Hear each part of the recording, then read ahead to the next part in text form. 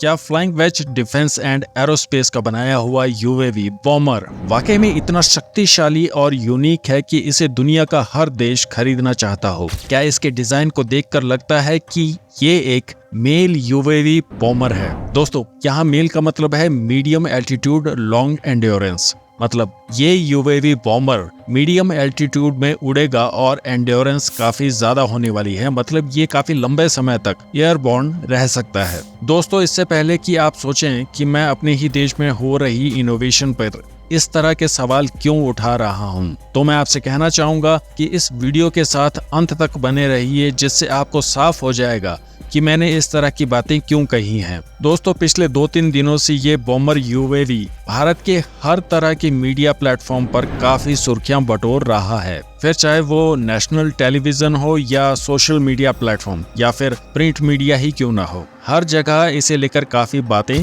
हो रही हैं।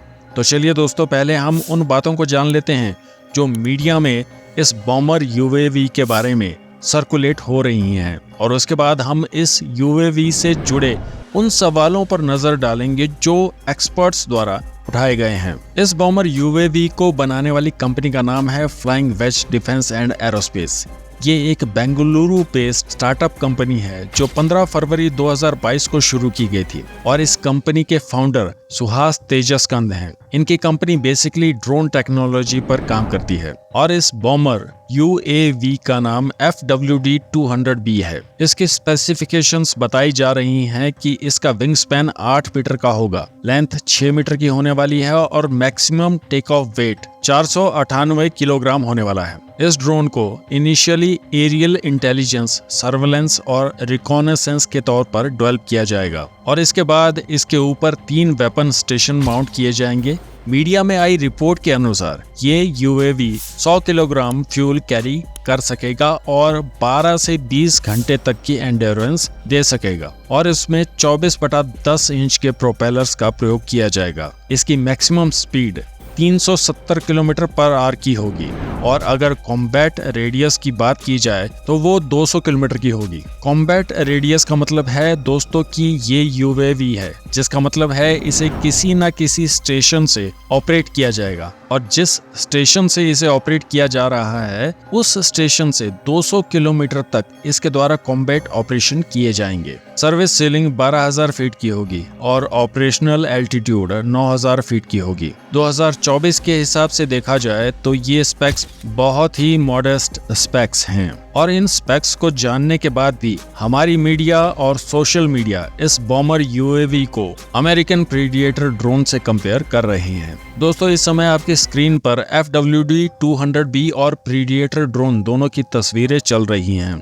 अब मैं आपसे पूछना चाहूंगा कि डिजाइन वाइज आपको क्या लगता है कि इन दोनों में से कौन सा यूएवी लॉन्ग एंड्योरेंस प्रोवाइड करेगा? दोनों में से किसकी स्पीड ज्यादा होगी? चलिए इसे बिल्कुल सिंपल लैंग्वेज में समझते हैं। आपके सामने 2 इंसान हैं। एक इंसान भारी भरकम शरीर वाला है और दूसरा बिल्कुल पतला सा स्लिम ट्रिम। अब आप बताइए कि इन दोनों में से कौन सा इंसान तेजी से और लंबी दूरी तक भाग पाएगा? वैसे तो आपको आपके सवाल का जवाब मिल गया होगा, पर आपकी जानकारी के लिए बता दूं, FWD-200B Baumer drone 100 kg fuel carry कर सकता है, और वहीं predator drone 1796 kg fuel carry करता है। तो चलिए दोस्तों, एक्सपर्ट्स के सवालों पर नजर डालते हैं।